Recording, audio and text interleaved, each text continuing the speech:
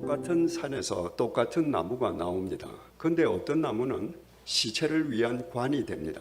시체를 위한 관이라고 해서 목공이 아무렇게나 만드는 것 아닙니다. 온 정성을 다해서 만듭니다. 그러나 그렇게 정성을 다해서 만들었지만 그 관은 시체가 그 속에 들어눕는 순간에 땅 속에 매장되어 시체와 함께 썩어 문드러지거나 아니면 화장터 불구덩이 속에서 재가 되어버리고 맙니다. 똑같은 산에서 나온 똑같은 나무인데 어떤 나무는 가구가 됩니다. 그래서 사람들의 삶에 보탬이 되게 합니다.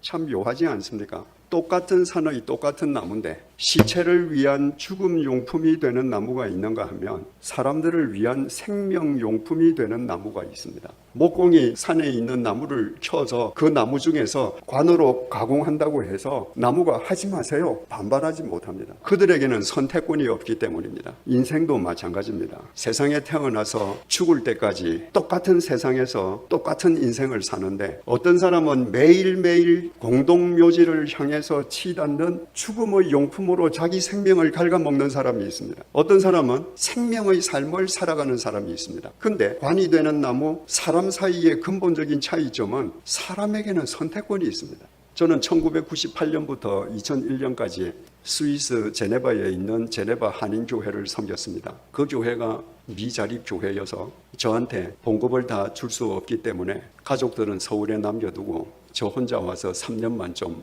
교회를 보살펴 달라고 했습니다. 그래서 가족들을 두고 저 혼자 가서 3년 동안 그분들을 섬기면서 지금은 제네바 한인교회가 자립교회가 되었습니다. 여러분, 그 조그만 교회에 전도사님이 있겠습니까? 전부 제가 다 하는 거예요. 무슨 주일 예배, 수요 성경 공부, 구역 공부, 신방 전부 제가 다 하는 겁니다. 근데 만약에 말입니다, 제가 설교하고 성경 공부하는 것만 절대적으로 중요해. 나머지는 하나도 중요하지 않아. 그러면 어떤 일이 벌어질까요? 저는 3년 동안 저 혼자 살았습니다. 저 혼자 밥하고 빨래하고 청소하고 다 저 혼자 해야 돼. 만약에 설교하는 것이 절대적으로 중요하기 때문에 나는 3년 동안 청소 안 할 거야. 나는 3년 동안 빨래 안 할 거야. 나는 3년 동안 밥 안 할 거야. 여러분, 설교가 되겠습니까? 제가 강단에 서서 설교하기 위해서는 제가 집에서 밥하고 빨래하고 청소하고 다 해야 합니다. 그러면 어떻습니까? 설교하는 것만 절대적으로 중요한가요? 아닙니다. 설교하는 것이 중요한 것과 똑같이 그 설교를 하기 위해 제가 밥하고 빨래하고 청소하는 것도 똑같이 중요합니다. 제가 서울에 있을 때는 제 처가 해줬습니다. 그러면 제 처는